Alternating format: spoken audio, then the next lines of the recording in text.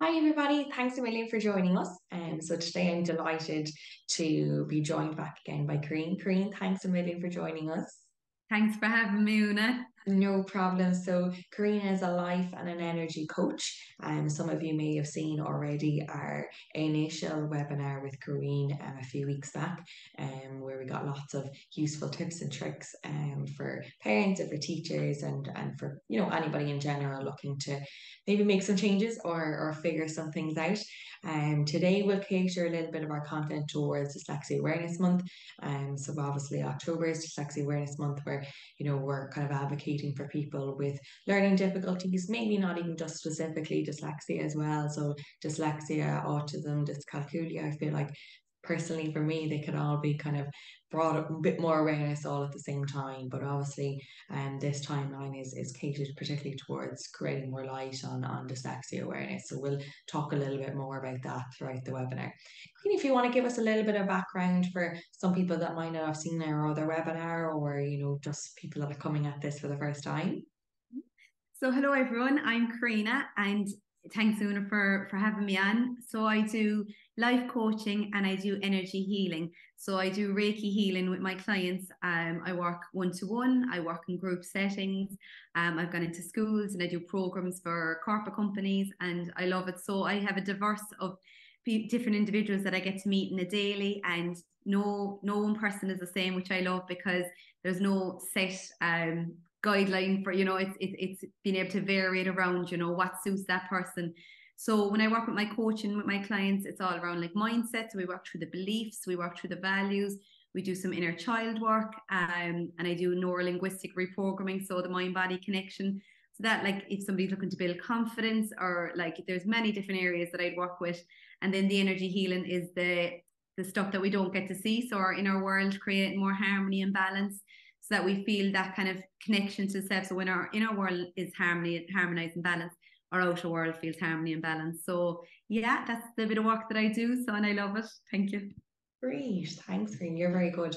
So yeah, I suppose all of that overlaps massively with so many different areas, with a student that may have a learning difference, or, even if they find school a little bit struggling. So around this time, settling back into school, maybe still a little bit of a topic, where they might be just kind of back in, or, with just kind of taking that little bit of a transition.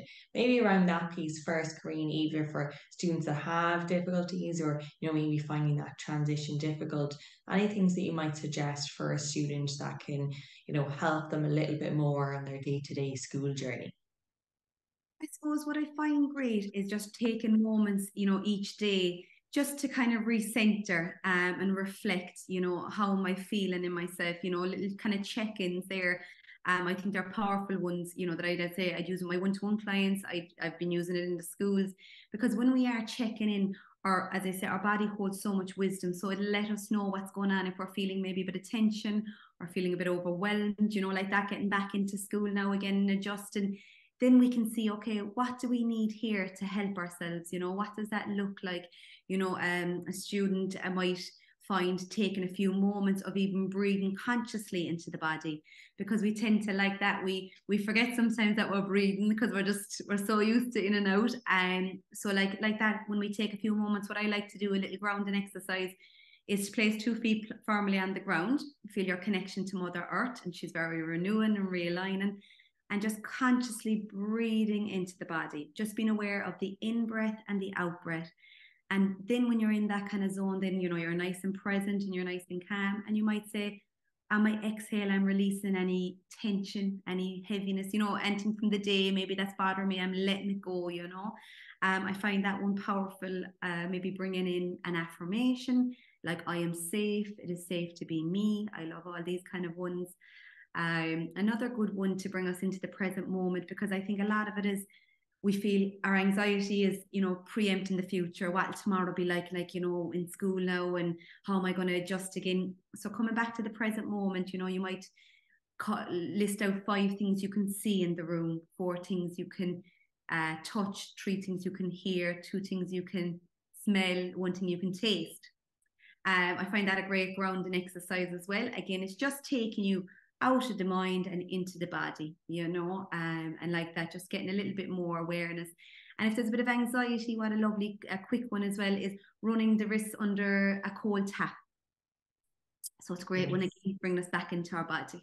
Yes, the water qualities are really good. I think, Korean, we often, really advise students, like if they had a really tough day, even that shower in the night time, even if they don't have a bath, that cleansing aspect of just kind of trying to wash it all off you, because we get stuck, in a pattern. And if it wasn't a nice school day, or if it's, quite overwhelming, kind of getting back into systems and structure, that aspect of what can you do for yourself.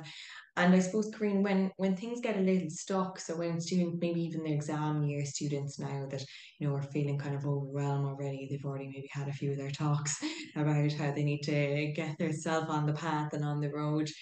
When they're off and it doesn't seem to be that time, it's kind of like they're already caught in the overwhelm, and then they have to go to school or do homework, and then there's other stuff going on, and before you know it, it's kind of the end of the day and you have to get up and do it again.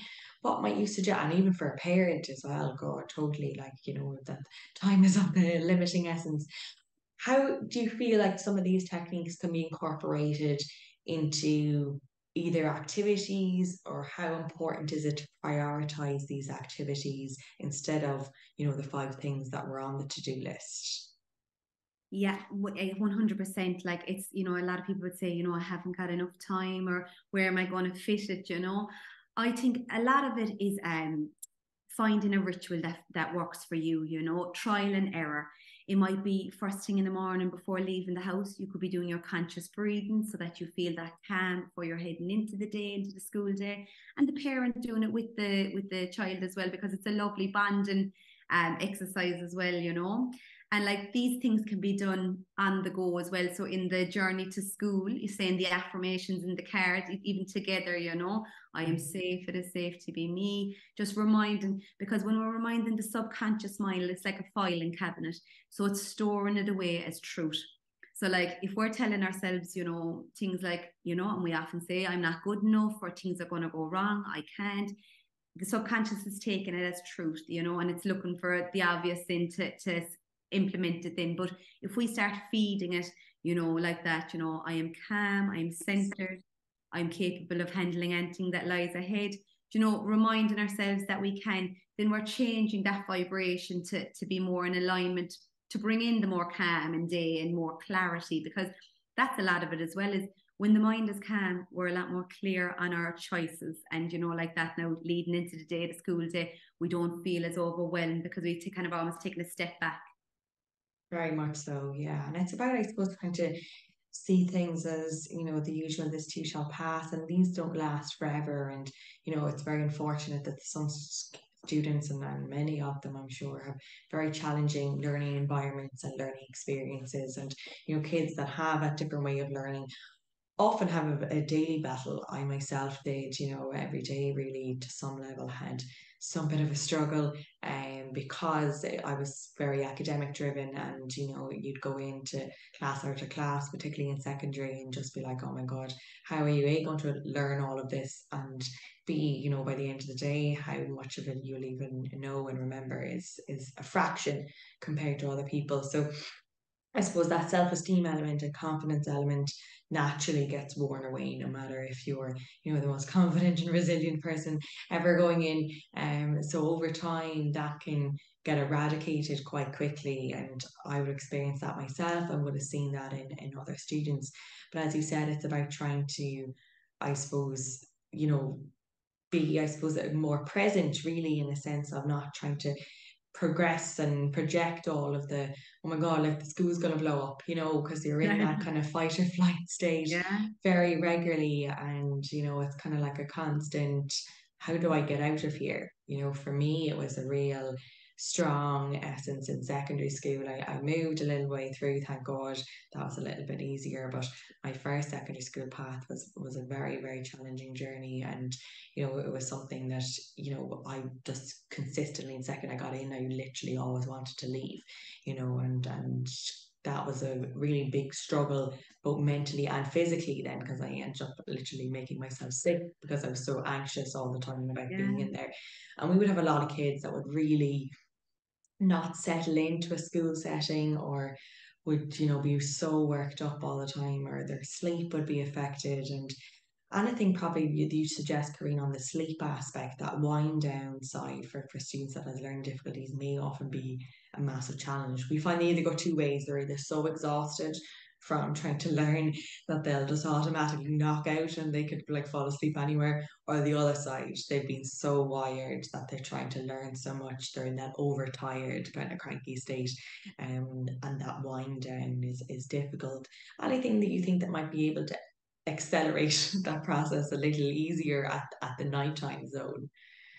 Well, I'm a firm believer that being able to express ourselves is powerful, because when we bottle things up and we push it down and down and down, Yes. it comes out through somewhere or another. So like that might look like if the student mightn't be able to express themselves vocally, if they find it hard to share it and say it aloud. A lovely exercise I like before bed is called a brain dump. So like just like a piece of paper and a pen, like their journal, and just writing down what's in the mind, whatever's going on, no matter how big or how small, just getting it from the mind onto pen and paper, because that physical act like that is a release of energy, and you're not taking it into the land of dreams where it's interrupting our sleep and keeping us, our poor sleep hygiene, then that you wake up the following day and you're even more tired.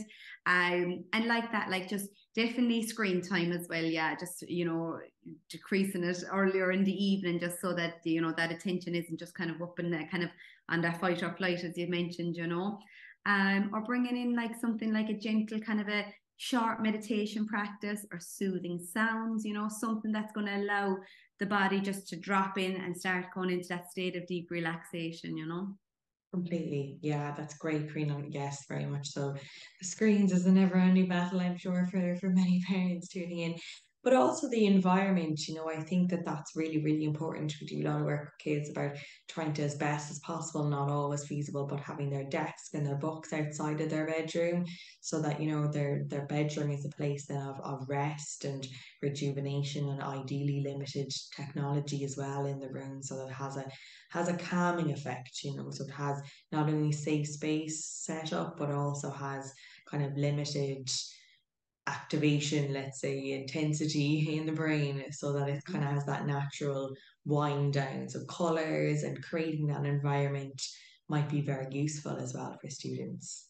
Yeah, that's a great one. Yeah, exactly. Keep the bedroom as the sleep area solely, like, and so nice, as you say, soothing tones around that are very calming, and that will just bring in even like the likes of like a diffuser, maybe like with the sleep oils and stuff like that, that will just allow the body just to naturally kind of wind down as well. Completely, yeah.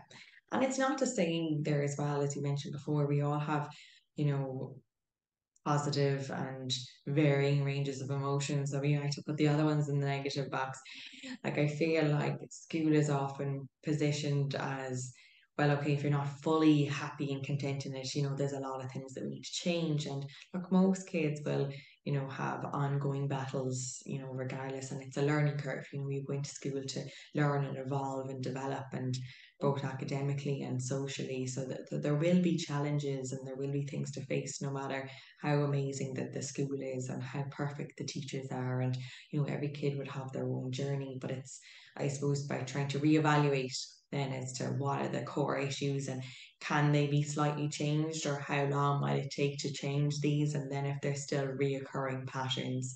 I feel like if it, lots of parents will come back to us and the kid might still have similar, dynamics with teachers, or similar dynamics in the school setting, then that might be something to work on differently.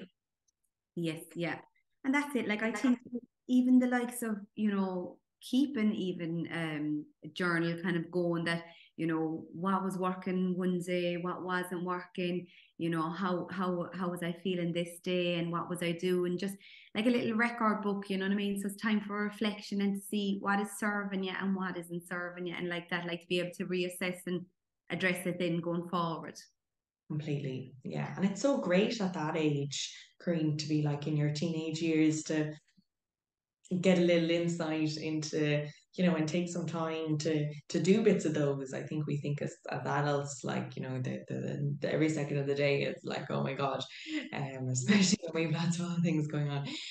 But I suppose from a teenage mindset, time and is viewed very differently. and that school day I know is very long and people commute and just not to take from that. But there definitely is scope to the rest of the day along with physical activity and wellness and lots of other different bits and pieces. There is time there though for those particular activities. And as you mentioned, it's about creating some bits of that routine. So I think maybe sitting down with the child at home or the teenager, which might be a little bit more challenging, but trying to figure out like what does the week look like, including the weekend, and how can we slot in these few minutes, and how could they, do even the bits of meditation or the affirmation on their way to school, as you mentioned. It doesn't have to be extra time, it can be used in conjunction with something else. Yeah, 100%. Yeah. Like, when as I work with my clients, I'm like, they're like, oh, do I have to do it first thing in the morning, get up, all this? And I'm like, no, it's slotting it into the day where we can, because everyone's schedule is different. And like you said, even there, some commutes coming home from school and going to. So like that, how can we turn that time into something that's going to support us, Uh, Completely. and like you mentioned there, about with the energy and things like that. Like, if there is a bit of kind of stagnant energy in the body, a bit of heaviness, even popping out a bit of music, while breakfast is being made, and maybe just having a little bit of a shake around, because like when we move our bodies, we are moving that energy, So anything that's heavy on us, or storing in the body, we're releasing it as well through movement. Completely, yes, that That's physical one. form of exercise, even not high intensity exercise, just low levels forms of movement, doesn't always have to be traditional, team sports, go play a soccer match or anything. It doesn't have to be to that level. It can be, a few minutes interval is better than not doing it at all, which is great. Exactly. Yeah, yeah. Bit of fun as well. Bit of light. Exactly, yeah, enjoyment and trying to fake it till you make it as well, if that's Yeah. also needed, to try and get the energy up a little. Yes. That's great, Corinne. Listen, thank you so much for all of your suggestions. And for anybody that's tuning in and wanted to learn a little bit more or do some work with you, how best should they contact you? So I have my website, which is soul-purpose.ie. And then I have my Instagram, soul underscore underscore purpose underscore underscore. And my email is on both of them. So you can drop me an email and we could link up and even just have a discovery call just to share any bit more information. And, if you feel it resonates, then, we could talk more about programs and stuff that I hold. So thanks very much. Great, thank you. It's so lovely having you on, and thank you so much for all of your suggestions. I hope people found this useful to coincide with, with Dyslexia Awareness Month. But I suppose we took a range of topics at back to school and parents and kids. So hopefully there's a little bit of something in there for everybody. And please feel free to go onto our website and download our up and coming booklet to help with back to school and help with Dyslexia Awareness Month for parents and teachers and students. And we look forward to welcoming you on our next webinar. Thank you.